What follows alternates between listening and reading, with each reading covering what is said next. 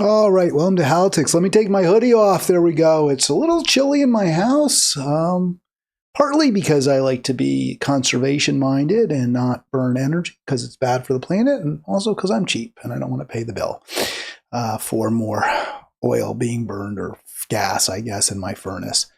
240-242-5646 if you want to join me today. It is Friday. It's the free-for-all. It is April 11th.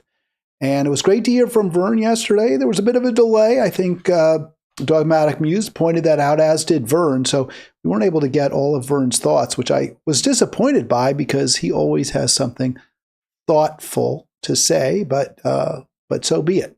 So today we kind of revisit sometimes some of the previous stories of the week, although also we will bring new dialogue into the conversation.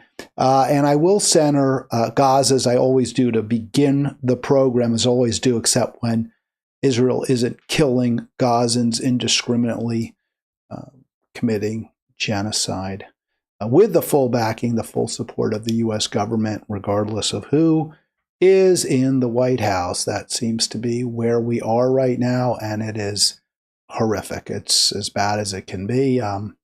I honestly, you go on with your daily life, and it's not like this is always on my mind, but it's on my mind a lot. It really is hard for me to put it, compartmentalize when my country is complicit in such a crime. It's very, very tough. And, I have a lot of guilt. I mean, I'm being personal. I feel a lot of guilt for bad things I've done in my life, and maybe this is penance. Maybe this is my effort to try to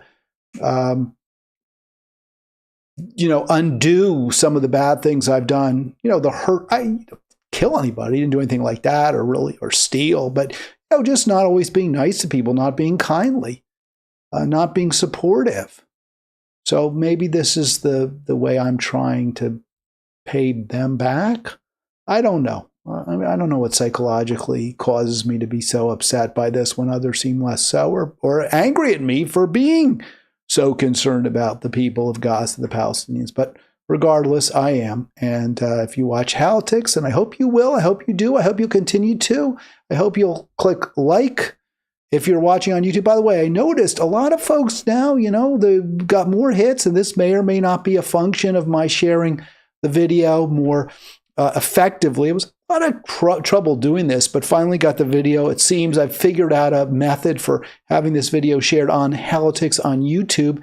And I don't know whether that's making a difference in terms of the numbers on Facebook, but very few views yesterday on YouTube, but quite a number on Facebook. So that's fine. I don't care. Watch me however you like, as long as you watch me, 240-242-5646. But if you are watching on Facebook, I do urge you, please, to at least subscribe on YouTube, because that will help me ultimately monetize this channel.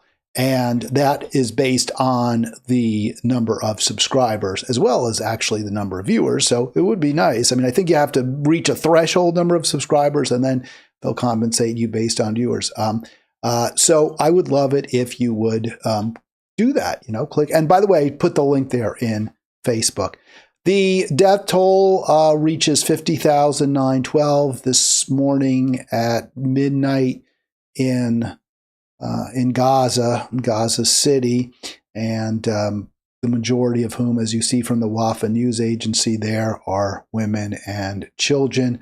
Well over 100,000 identified as injured.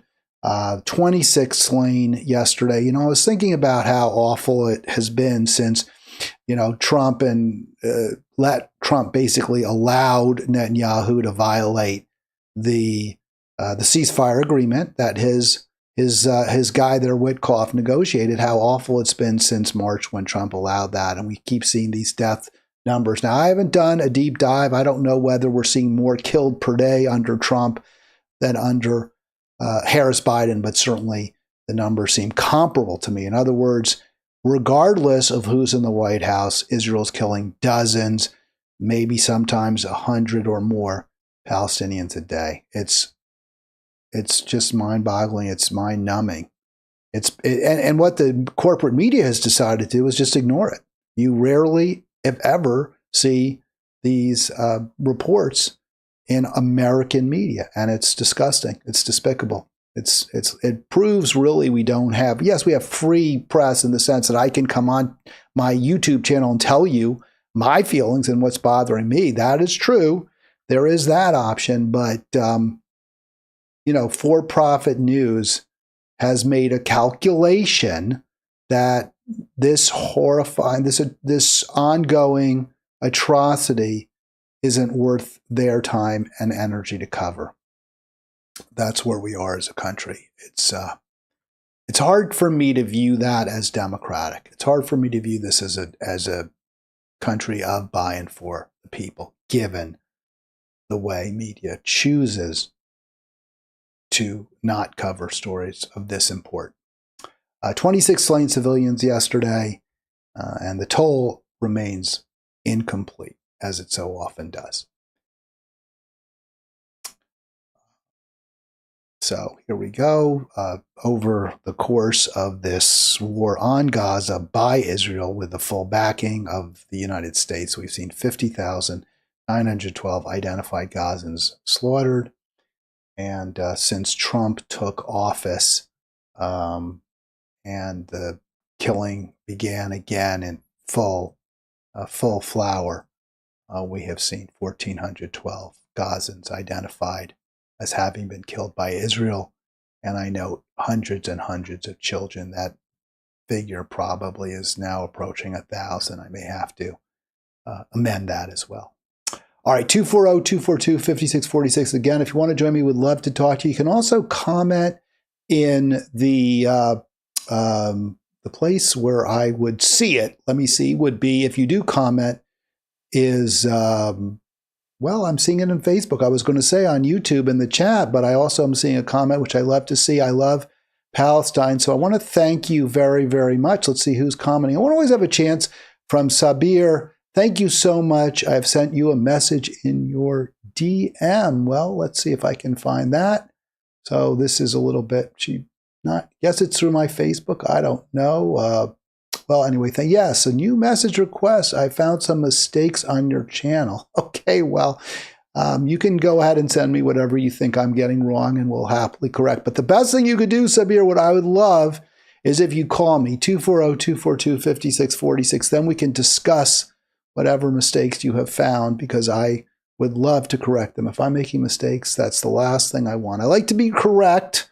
So if I'm wrong, please call me and tell me how I'm wrong, and we'll amend that. And yes, my phone is ringing. All right, let's talk about the deportations. I said, I've always been clear in what I feel the worst thing Trump has done, at least until March, when he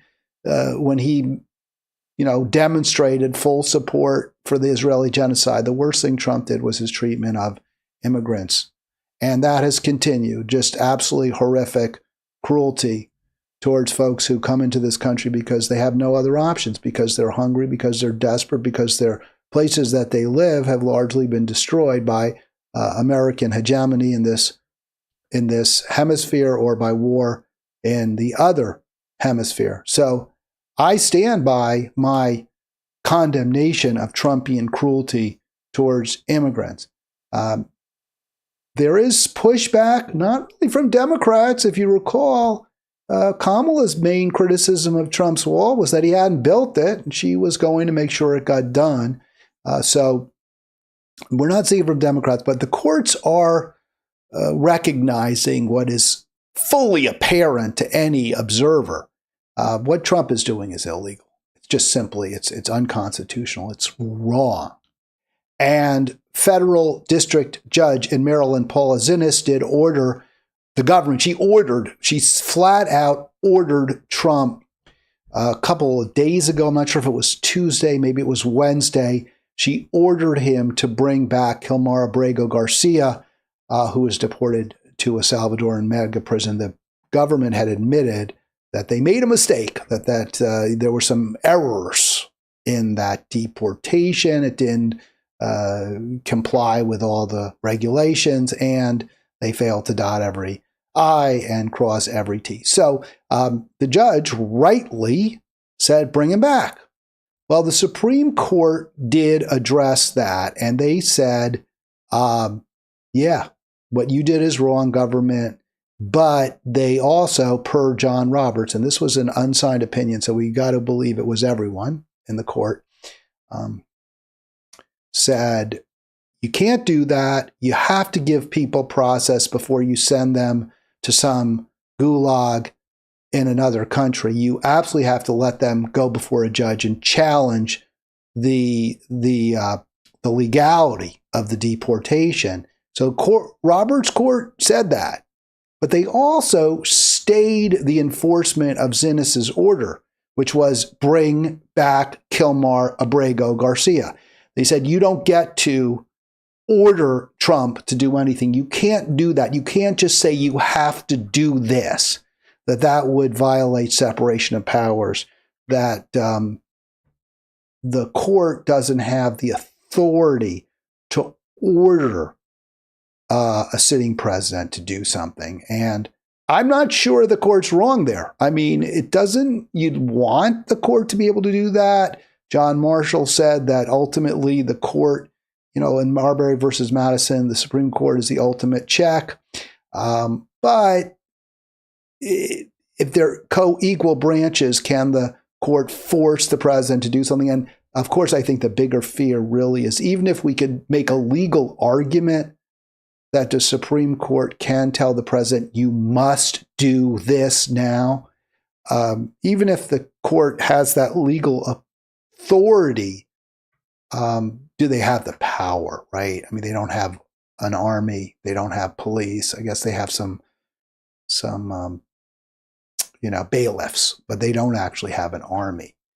So they couldn't do it. And I think Roberts is very afraid, and understandably so, that the Trump administration would simply refuse to comply. Trump would say, no, we're not going to do what the court tells us to do. So instead, he sent the case back to Zinnis and said, all right, what you need to do, Roberts, and the Roberts court said, is what you need to do is tell the president to put together a plan for making efforts to return Garcia. And that's good. I mean, at least they're not green lighting it. At least they're not saying, oh, it's all right, you can do it. I give Roberts credit, because I think that's basically, he's recognizing the limits. He's got limits on him. And so I think this was about the right place to go. I do want to see the mistakes. I'm going to remove your, what are my mistakes? 2402, please. Sabir, I want to talk to you. Tell me what my mistakes are. Identify them, and we'll go from there. All right. I wanted to talk about what where I think the Democratic Party, has lost its way completely when it comes, and I think it's shown. And I want to be really clear, and I know people will see this the wrong way, but I don't want this to be perceived. I mean, you can perceive my conversation or my dialogue however you like. I don't want this to be perceived as as Hal being transphobic. You can say it is. I do not believe.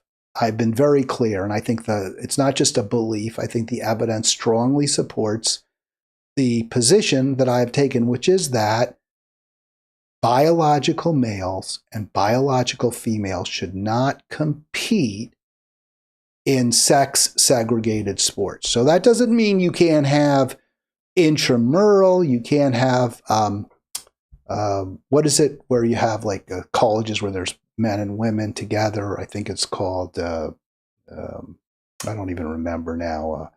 You can go to a women's only college, or you go to a school where there's men and women.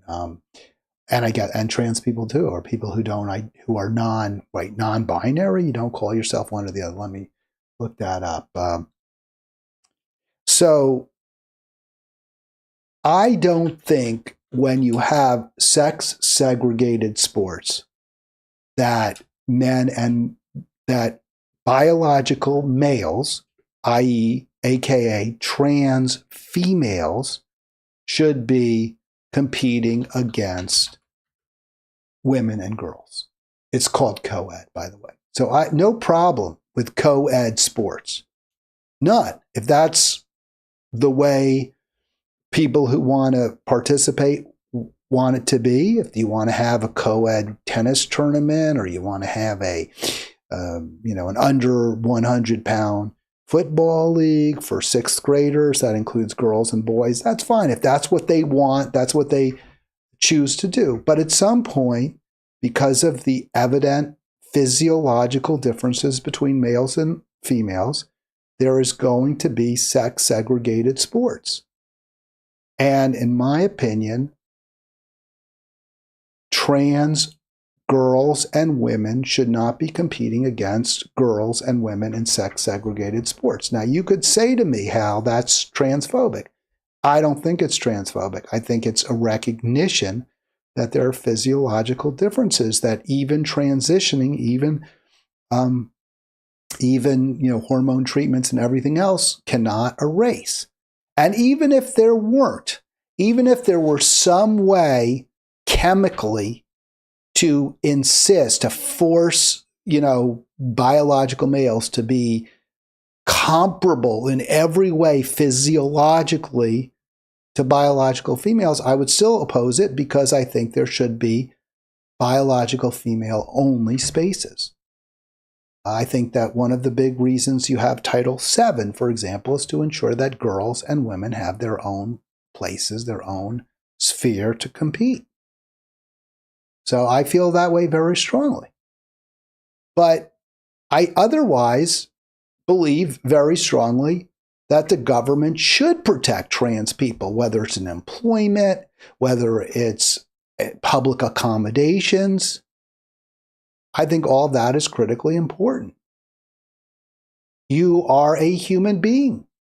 You deserve the same things that everyone else deserves, which include accommodations, job, security, i.e. protection by the police, not that you should need or ever need protection from the police. But when it comes to sporting events, that's where I see things differently than many trans activists. Not all, but many.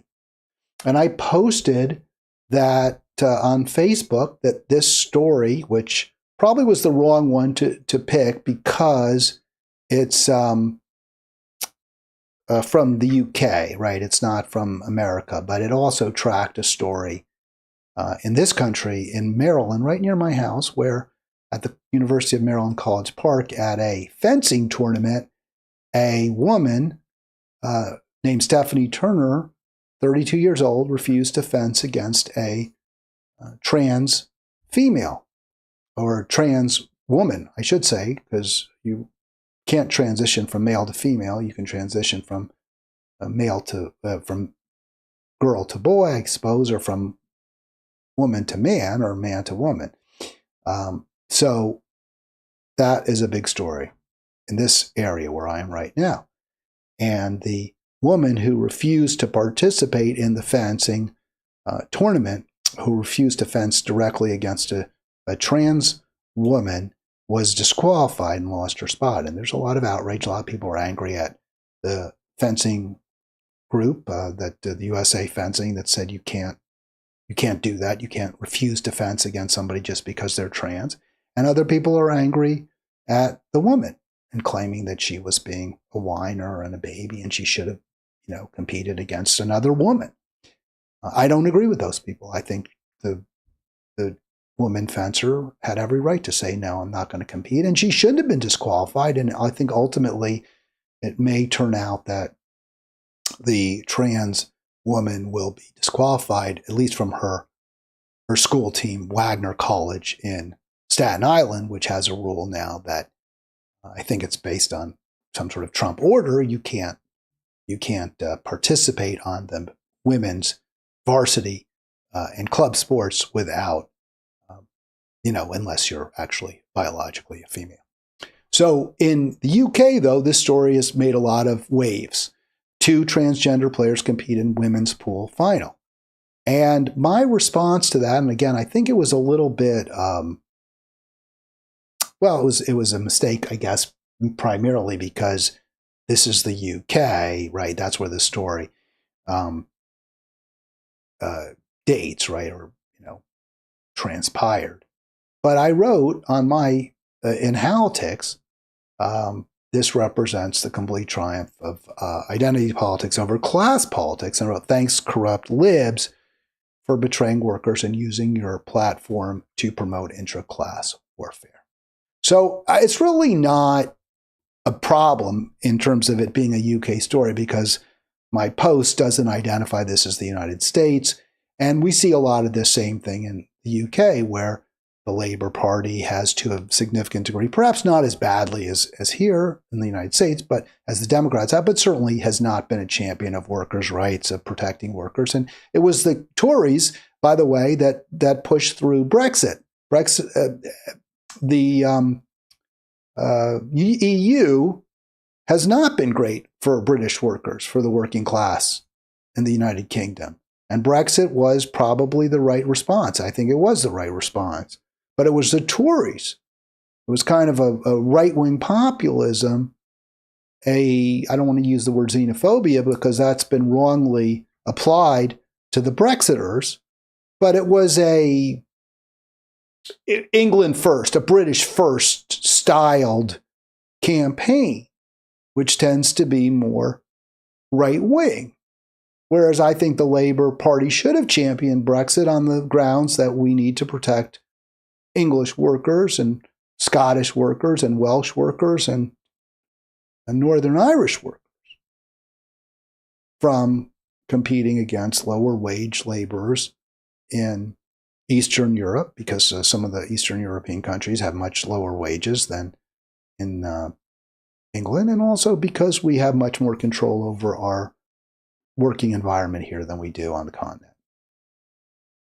So it's not unfair to say that, yeah, the Labour Party did, to a significant degree, liberals, which our version, U.S. version of liberals, the left, so-called, in England, did betray, to a large degree, working class people. And instead, they championed this kind of divisive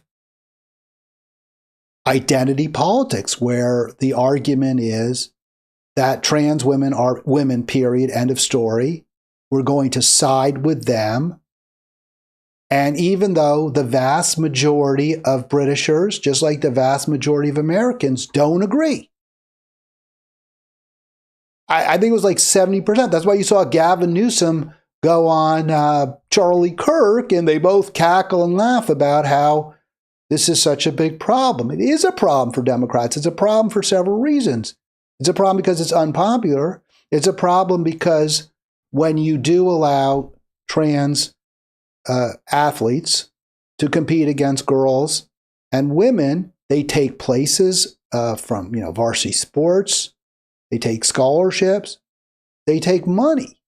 In that pool championship, probably mostly working class entrants, right? Pool used to be kind of a hoi polloi sport.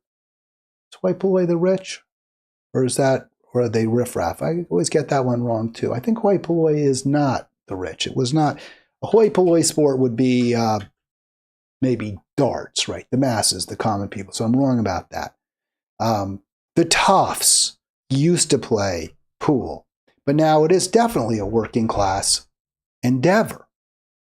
And so presumably working class biological women will not get a chance to compete, or did not get a chance to compete in that final, and will not get the prize money that will go to a transgender woman, biological male. Well, that it's going to piss people off, right? They're going to say, well, wait, why should we be prevented? Why should we have to compete against people who are bigger, stronger than we are? And one argument I heard was, well, pool is not a sport where size, speed, power matter. It's absurd. That's just ridiculous.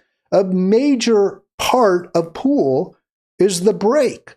when you have the balls in the triangle in the center of the table, right? One end is the triangle, the other end is a cue, and you cue that ball up and you try to whack it right through the middle of the triangle. Well, that's a big deal. That, how hard you hit that top front cue ball, how hard you hit the cue ball so that it hits the ball on the front of the triangle is a big deal. You get more break around the table with a harder, when you break harder. Well, that's a big deal. That's important. Also, I heard this point made, I hadn't thought of it, but it's absolutely true. Men are taller, men have longer arms in general. That's a huge advantage in pool. It doesn't mean that a small pool player can't be really good, but when you lean over the table, having long arms, having long legs is a big advantage. There's just no question about it. So there needs to be recognition that when you allow trans women to compete against women in sports like pool, which you might not think of as being a sport where men would have an advantage, in fact, they do. And you're limiting the opportunities. And the fact is, nobody really thinks, no matter how much you may say trans women are women, no matter how much some trans women may really believe that they're women, and in certain ways they are, but in other ways they're not. It's not the same thing. So what's the solution? Because certainly if we believe in trans women being able to compete, trans people should be able to compete, well, you have either some sort of a trans open category, or you can compete against men. I think that's the only fair response. We're not saying you can't compete. That's one of the arguments that John Oliver made. Oh, they don't want trans people to compete. No. The position is that trans women shouldn't be competing against biological women. That's the position, and I think it's the correct position. But maybe it's not. It might not be. I could be wrong. The great majority of Americans could be wrong. We're wrong all the time. We are. But you are not going to convince people if they look at your party. I mean, if the Democratic Party is truly believing, and so you have USA Fencing disqualifies athlete for refusing to compete against transgender women. The policy has been in place since 2023. So under the Democrats in the White House and in control of, I think it was, the Senate, that policy was not a change. That policy was not affected. Now Trump's changing it. You say, well, Democrats have not been champions of pro-trans policies like this, or trans or women in sports, but they haven't taken it on either. And so they're easily targeted for allowing this. Now, again, that might be the correct policy.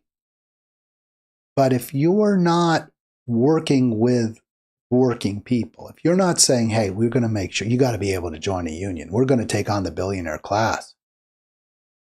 If instead you tell train workers you can't strike, if instead you don't walk on picket lines, if instead you consistently support free trade whenever people aren't looking, thereby undermining workers, if that's your attitude,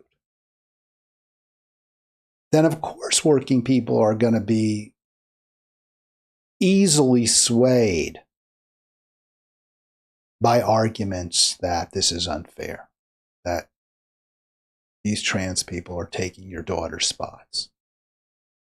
So the argument, the criticism, I want to post this because there was a very trenchant, very powerful, relatively long criticism of my position. And I'm going to go through it, because I think they kind of miss what my point is. My point isn't, although I don't agree, right? I don't agree with the trans women in sports position that they should be allowed. I'm not dogmatic about, look, I'm not really dogmatic about anything. If you can, maybe I'm wrong. I don't think I'm wrong. Pretty confident I'm right about this, but that's not, to me, the big deal. The big deal is that these issues are fodder for the Republican candidates because Democrats aren't pro-working class. So if you can throw any scapegoat at people who are every day more desperate, hungrier, more frightened for their future, they're going to snap it up. So the response to my position is, well, you know what they say about Jedi mind tricks? They only work on a person with a weak mind. The right has been able to fool you into thinking the Democrats or liberals are concentrating on trans in sports. So I'm like a sucker because I think that's what Democrats and liberals are concentrating on. It is they who are obsessed with this issue, when it is in fact a minuscule amount of trans people in sports. So I don't disagree with any, they haven't been able to fool me.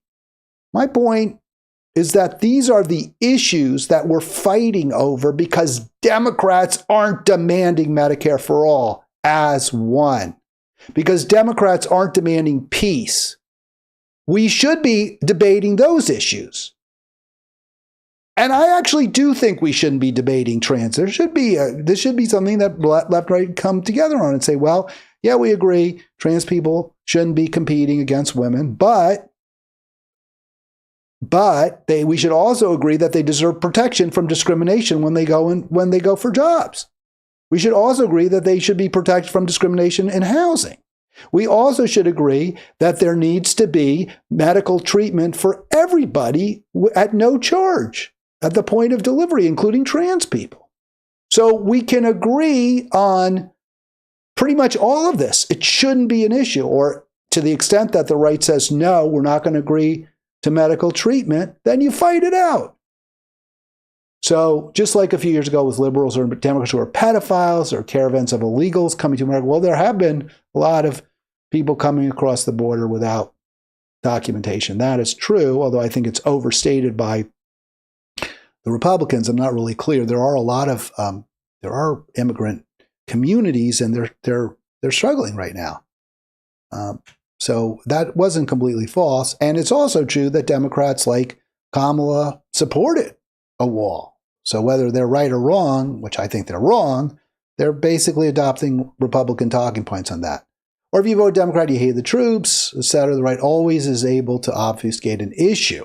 And all the time I listened to you in Monterey, I never heard you talk about trans people in sports. So I'll stop right there. I did not, because it wasn't an issue at the time. I don't remember there ever being any situation where a trans girl or man, a trans girl or woman was taking spots from a biological girl or woman on a team. I don't remember hearing about that. If I had, I probably would have talked about it. But I did interview trans people. We had some very good discussions. I did have trans folks working at the station, and that was fine. No issues. And then this commenter says the real problem is white supremacy because racism, besides attacks immigrants and immigration, Trump never articulated policy. Well, that's not true. He has policy was tariffs, for example, is a major policy. He did have a policy for peace with Russia, and those were popular policies. And he made sure he hates brown and browner people. That's why we lost no more, no less. Well, I think that's less. I can't agree with you because lots of brown people voted for Trump.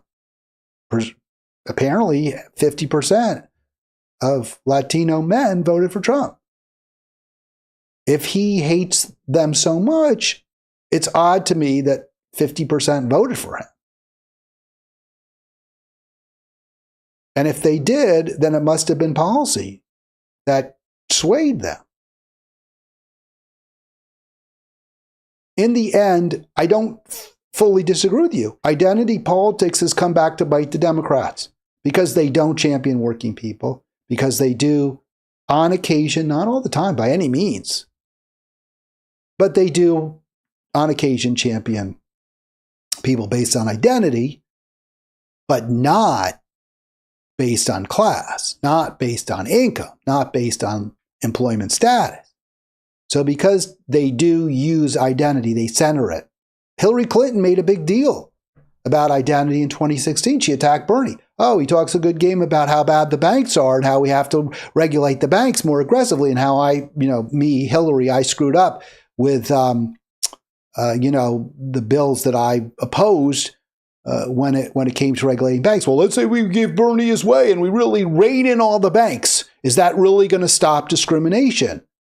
As though that's the point. No, the point is you reduce wealth and income inequality. You reduce the power of big finance. And that would certainly reduce racism. But, Hillary used this as a cudgel against Bernie to say, well, he's calling for some sort of race-neutral solution. Well, that's not going to eliminate racism. Well, you're never going to eliminate it. People look at each other. You're not going to eliminate transphobia. We are, as human beings, we categorize, we rate, we rank. People who are more like us, look like us, come from backgrounds like us, we tend to feel more comfortable with people like that. That's just human nature. It's evolved. It's an evolved trait. But that preference should not lead to massive wealth and income inequality. That's why you need a government. When you focus on trans issues, one way or the other, that facilitates wealth and income inequality. The governor of Maine, this is Janet Mills, being she's a hero in the New York Times. There's a lot of articles about Janet Mills. She has been a resistor. She is standing up to Trump. She is saying how bad Trump is. And she's specifically standing up to him on the trans issue. That's why this is a big deal for me today. This is in today's New York Times, April 10. So yesterday, but it was updated this morning. So I saw it this morning. So it's a big reason I'm talking about this today, getting comments. Well, I had posted about the fencing and the pool. By the way, fencing too. People are saying, oh, fencing isn't really a sex, a sport where you have advantages if you're male. I couldn't believe I read that. I mean, it seems so obvious that, of course, men have big advantages with fencing. How quickly you thrust forward, how much explosion you have with your épée or whatever. They have different sort of rapier, épée. I don't know. There's a broadsword or something. I don't know. I'm not a fencer, but I've seen people do it. And of course, speed, strength, quickness are all incredibly relevant to fencing.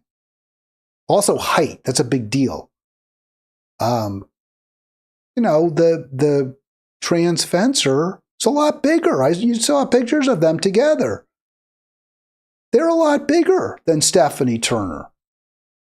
They have an advantage. Doesn't mean they're going to win. They have an advantage. And that's what I would call an unfair advantage. Because they were born with those traits that they were going to be bigger, stronger, longer. And I guess if you want to block puberty, maybe you can make an argument they wouldn't have those advantages. Is that really where the road we want to go down, to have tests to see whether you really had puberty blocked or not? If you got advantages from being conceived male? Is that really the road we want to go down? Or we're just say, hey, you're a different category when it comes to sports. There's males, there's females, and if you're trans, i.e. conceived male, but identify as female, then you can either compete against other, bio males, or maybe we have a separate category. Same thing. You're conceived female, but you take hormones, maybe testosterone, what have you, so that your breasts shrink or you have them, removed. That's a different issue. But you take some sort of treatment to boost your testosterone levels, then you have an advantage. We understand that. That's why it's, steroids are banned. It's not fair. So you do that, then you got to compete in a different category. That's all. So Janet Mills getting huge love from the New York Times because she refuses to bow down to Trump. And what area? Well, trans, right? Look, they give her a nice picture. They really, they give her the full red carpet treatment in the New York Times. This is today's paper, right?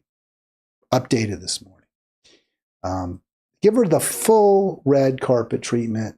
How great she is. Born to a Republican family, longstanding Mainers, but because of her concern for the underdog, for justice, for civil rights, she became a Democrat. All right, that's all great. I mean, that sounds really good. Where is she standing up to Trump? Well, the big issue, the ensuing clash, is Trump's insistence that states refuse to permit trans girls and women from competing against biological girls and women. That's the big issue for them. Now, I've already made it clear that my view is that on this issue, the president actually happens to be correct. But that doesn't end the discussion. Just because I think that doesn't mean that's what Maine should do. What the governor says is, she says, I don't take a position. I don't feel, I'm not going to tell you where I stand on this issue, but it's Maine law. Maine law says that biological girls and biological women have to compete against transgender girls and transgender women. The legislature has spoken. She says, look, it's Maine law. That's the end of it. It prohibits discrimination based on gender identity. There is a law in Maine that does, presumably, I didn't click on it, but I'm sure the Times is right here. So if that's the law, then she's right. We're not going to let you tell us what the law is. We're not going to let you force us to violate Maine law. And if you want to cut us off, then she's going to sue them for that. And then there'll be a big question of whether legally the federal government, because obviously Maine can enforce its laws however it likes, but that doesn't mean that they get entitled to federal aid necessarily. It depends on what the law that authorizes the federal aid to Maine states. I question, though, whether the state's human rights law, which prohibits discrimination based on gender identity, really does what it's being interpreted to do. Does it really say that it's discrimination based on gender identity if you don't allow a trans girl to compete on a high school wrestling team, for example? Is that really discriminating against her? Because I'm not sure it is. We are not saying you can't compete in wrestling if you're a trans girl. We're not saying you're out of the running. We're saying you can't compete against biological girls. So would that really be discrimination? Because I don't really see that as discrimination. The question is, are you treating similar people differently? So I'm not convinced of that. I guess if the argument is, well, discrimination, but you could see what I would argue if I was representing, say, a biological female high school wrestler who said, hey, I don't want to wrestle against a trans girl because she's stronger than I am. She may not weigh more because we're in the same weight category, so there's that. But she's stronger, she's quicker, look, her muscles are more defined, what have you. I don't want to wrestle against her. I could get hurt. Or if I'm the parent of a girl who doesn't make her wrestling team, say at the University of Maine, because a transgender woman, at that point they're college, transgender woman makes the team and takes my daughter's, presumably she would have made the team otherwise, and I sue. I say, hey, there's a scholarship. I want that scholarship. It's not fair. My daughter's not getting it. My argument would be this isn't discrimination based on gender identity. This is discrimination based on sex. And that's allowed. You are allowed to discriminate in certain cases based on sex, at least in the sports context. That's what Title IX is all about. Is it Title IX? Probably got that wrong. Title 11? I think it is Title IX, right? Title IX is the one that says you can't, women are entitled to, it's Title IX, sex discrimination. So I would make that argument, and I don't know whether the Supreme Court of Maine has ever ruled on it. I think the mayor is, or rather the governor is kind of making a little bit of a bad argument. I don't buy that argument. I don't think that the legislature is as clear as she says it is. But even so, you could get around that, Governor, because the law could be amended very easily. Republican legislators have introduced several proposals to change the law, including compromises. But Democrats refuse to schedule hearings. And one of the Republicans said, hey, look, we'll work with them. We can get this done. We can change the law. It lays at her feet. And that means all the governor has to do is tell the Democratic leadership in the legislature, go ahead and work with the Republicans. Just change the law. Just amend it a little bit. Protect trans. You can't discriminate in this area, you can't discriminate in that area, but when it comes to sports, yes, we're not going to have girls and women competing against trans girls. That's all you have to do. It's not hard. So she could do all that. I don't think this is the right area for her to be. This would not be where I make a stand. Her position is very divisive. It's totally splitting Maine down the middle. Some Democrats disagree with the governor. Most Republicans disagree with her. They think that she's doing a disservice to the state. Now, I don't want this to be just about how she's a bad governor or how the Democrats are on the wrong side of this issue. Look, Republicans, look at how petty this was. This stood out at me. Look at how petty this guy Leland Dudek, the acting commissioner of Social Security, is. He tried to punish her by briefly cutting off Maine's access to a program that makes it easier for parents to get Social Security numbers for their kids. So that's punishing. You really are showing her, Leland Dudek, you're really showing the governor. I mean, what is the matter with these people? It's sort of like, yeah, we just blew up a hospital in Gaza. We killed all these innocent people, but we showed Hamas. Yeah, come on. Look at what you're doing. Look at the import of your actions. Look who you're hurting. These are the babies that we have in government. And I blame Democrats because they haven't provided a different, better alternative. Now, I think Janet Mills made a really, really good point. I really agree with this. But ultimately, it's a distraction from the main argument, the main question, which is, what do you do about trans girls and women in women's sports? Janet Mills made a great point. She said, look, he's a phony, meaning Trump. He doesn't care about girls and women at all. He says he wants to protect them.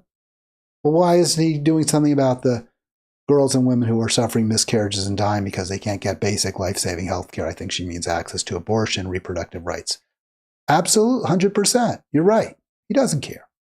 And what about little girls and boys and infants in Sudan and other countries who are dying right now because he's cut off their supply of food and life-saving medicines? Absolutely. Now, I was not aware that we weren't providing help to the, I think she means U.S. aid. So yeah, we need to, there were arguments against help against U.S. aid funding. I get it. There were legitimate arguments. A lot of that funding wasn't being used to just help people. It was a lot of strings attached. But no, this guy doesn't care about helping folks. I thought it was interesting. I thought it was instructive. I thought it was disappointing that Janet Mills doesn't mention the most obvious place where the president doesn't care about girls and boys, and that's Gaza. So her political bravery is obviously limited. When it comes to take on AIPAC, when it comes to take on the Jewish supremacist lobby, that's what Norman Finkelstein calls them rather than Zionists, the Jewish supremacists. When it comes to take on the Jewish supremacist lobby, Janet Mills, well, yeah, maybe we won't go quite that far. Maybe not. But yeah, she makes a good point. Trump is hardly a champion of women, girls. An area where I would have much rather seen Janet Mills take a real stand is against working with ICE. So I really tried to figure out, where does she, is she going to direct local law enforcement and state law enforcement to say, no, we're not going to round up immigrants. We're not going to round up folks because they have a tattoo that you claim might represent some kind of gang membership. Is she going to do that? If she was prepared to say no to that, I would be more supportive of her, viewing her as a real champion of civil rights, of human rights. And you could argue, you say, well, how they're two different things, right? You can do both, or you can do one or the other. It's good that she's standing up for trans people, but that doesn't mean she has to stand up for immigrants. I don't know. I see this different on a totally different moral level. Morality, to me, demands that you do everything possible to stop Trump from rounding people up on the streets, pushing them into unmarked cars, and shipping them off to some concentration camp. That's what morality demands. Morality doesn't necessarily demand that you refuse to work with the legislature to ensure that girls and women's sports are for biological girls and women. They're not the same. So I think she's a bit of a hypocrite on that issue. All right, let's move on real quick. We're practically at the end of the hour, practically end of the week. I want to just address one of the candidates I talked about yesterday, one of the new Democrats. Remember, there are these new Democrats. They're young people. They're shaking things up. And I featured three profiles, right? I profiled three of them. This George Hornedo in Indianapolis, Kat Abu Ghazaleh. I have trouble with that name. Sorry. Abu Ghazaleh is her name. Kat Abu Ghazaleh. And the third was, now let me think if I can remember who that guy was. There's Hornedo, Ghazaleh, and Said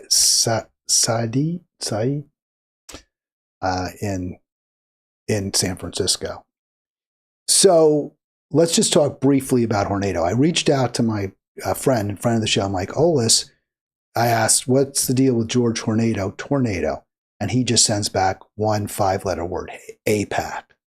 And I was a little bit surprised. I was like, oh, is he an AIPAC shill? Is he an AIPAC front? Is George Hornedo really being pushed by AIPAC to unseat a pro-Palestine, or at least not sufficiently pro-Zionist legislator?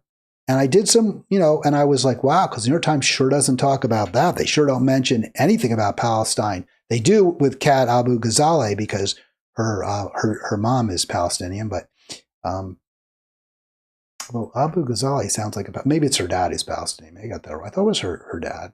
I don't know. Who was a Texan? So here's the guy that Hornedo's trying to unseat, Andre Carson. According to AIPAC Tracker, Representative Andre Carson courageously stands against the genocide of Palestinians and denounces Israel lobby corruption.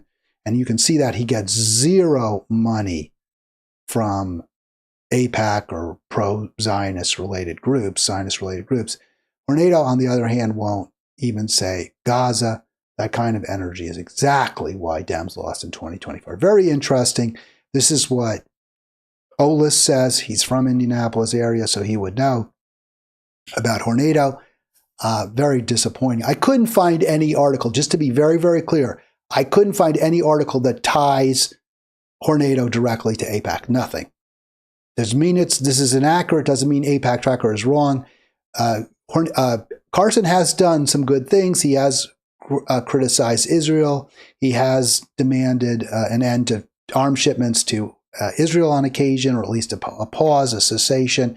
He hasn't been the best, but he's been far from the worst Democrat. I can certainly see that AIPAC might well be going after him and using Hornedo as a front, focusing on his more progressive policies, including Medicare for all. Very, very disappointing. We'll certainly keep a close eye on that. But I just wanted to let people know that that was something to be concerned about, that there was, a possibility that this is some kind of just a trick really by, a front, that Hornedo's a front for AIPAC. Very, very disappointing to see that, because you want to believe, you really, really want to believe that these young folks, if they're running, that they really are on your side and that they're not getting sort of shadow money that they're not telling you about. By the way, just looked up Abu Ghazali. Always try to be correct. Right. So the last name is Palestinian. It's her father who's the Palestinian. It's her mother who's apparently a 7th-generation Texan, according to The Nation magazine. So now we've featured one of the 3 new Democrats I wanted to talk about briefly today before I start my weekend, before you start yours. So another is Deja Foxx. Deja Foxx is in Arizona, and she was featured in the New York Times article that brought this story to my attention, the New Democrats. So there she is. There's her web page, and I wanted to take the whole top of it because one of the tells that I rely on to determine whether a candidate, somebody I might well vote, support, is, do they tell you what their policies are? Are they upfront? This is what we support. This is what we believe in. And there's no index along the top. There are no tabs. There's no policies. There's no issues. There's no vision, nothing. And I looked through the whole, but this is the very top of her website. You can go to Deja Foxx. I guess it's dejafoxx.com. I'm not sure. I mean, she has a very nice picture of herself. Obviously, it's professionally done. It's from a studio artist, from a professional studio. But what does she believe in? What does she stand for? She doesn't tell you. She does tell you she was on welfare for a time. I think she was homeless. We learn about that. But I want to know what policies you're going to fight for. And the New York Times doesn't tell you.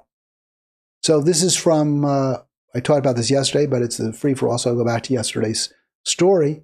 Younger Democrats announcing runs for office, right? So I guess that's good against. So we didn't talk about Foxx yesterday. We'll talk about her today. She confronted Senator Jeff Flake. She got a lot of attention for confronting him. So that's, okay. Stunt, but it paid off.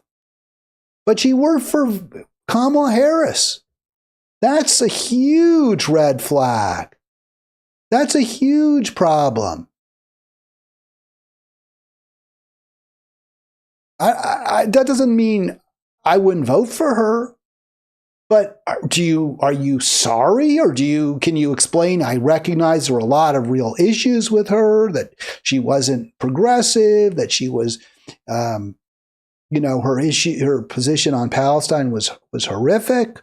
But on balance, I felt I had to get involved in politics some way, somehow, and better her, as bad as she is, than Trump. If she said that, I'd be like, all right. But there's nothing like that in the New York Times. There's nothing like that on a website. So I don't know. And then the Times gives you her explanation for why she's running. It's not because we need Medicare for all. It's not because we need debt-free education. It's not because we need housing for all. It's because the Democrats aren't fighting hard enough. They're not partisan enough, is another way to look at it. It's not a good enough. That's not a reason to vote for her. And when she won't put her policies on her website, well, I can't get excited. I can only view her askance at this point. I don't understand this reluctance. If you're running for office, I truly don't get this. If you're running for office, aren't you running because you want to make things different, right? Or you at least are trying to protect a status quo. So what are you going to do? Isn't that what voters want to know? I really, truly believe that's what voters want to know. What you're going to do. I got into this huge online debate with Spencer about this because he says, oh no, people vote based on feelings and emotions. Yeah, there's some of that, but they're much more likely to vote based on feelings and emotions when they don't know what politicians stand for, when candidates don't tell them what they're going to fight for. Is it so hard to have an issues? I mean, if I was running for office, it would be very easy for me to say, okay, this is what I'm going to do if I'm in office. I'm going to fight tooth and nail to get you health care. Period. End of story. No charge at point of delivery. I'm going to fight tooth and nail to stop funding Israel's genocide. I don't really think those are hard issues to come up with. I think the reluctance is purely based on a desire not to alienate potential donors. It's certainly not a desire to win elections because voters want to know where you stand, except to win elections because you know you need money and you have to get billionaire money. But that's a different story altogether. I'm going to vote for the candidate who has the guts to say, this is what I stand for. I stand against the billionaire class. I stand for you. I'm hoping this guy fits that bill. Now, he's not as young, because the New York Times article was about younger candidates. So this guy, Alex Bastani, contacted me yesterday. And there's certain things about his campaign that really, really intrigue me. And we have scheduled an interview on Halitics next week. So I have him scheduled to join me Thursday. I'm really looking forward to that conversation. He's running for lieutenant governor in Virginia. He's running as a Democrat, which, maybe that's not ideal, but maybe it's what we need. He's not a career politician, unlike Deja Foxx, who worked for Harris, unlike Hornedo, who's a political consultant. This guy is a longtime labor lawyer. I believe labor lawyer. Maybe I'm wrong about that. I don't want to get anything wrong. He has right there, you can see it, universal health care, $20 minimum wage, free state college, and right to work. That's pretty specific, right? That's what I like to see. And I'm not saying I'm going to ask him about running as a Democrat and why, he feels that that's the best way for him to compete. And, I'm sure he'll have a good answer. And I want to, by the way, yeah, he is an attorney, so I didn't get that wrong. I'm always careful. I really want to get because Sabir says in the chat, I got something wrong, and I really want to know. And Sabir, you haven't told me, but please tell me, and I'll correct it. I'll correct whatever error I made. All right, that's going to do it. We got through the program. We got through the week. I will be back, and I'm looking forward to seeing you Monday. Hope you have a great weekend. Don't forget Arlen Tuesday and Alex Bastani. Oh, we don't want that countdown. See, that's the thing. I have to not. I guess I could have the countdown. It's the countdown till the end of Halitics, but I'll be back on Monday. So you can count down. That's probably 47 hours or so.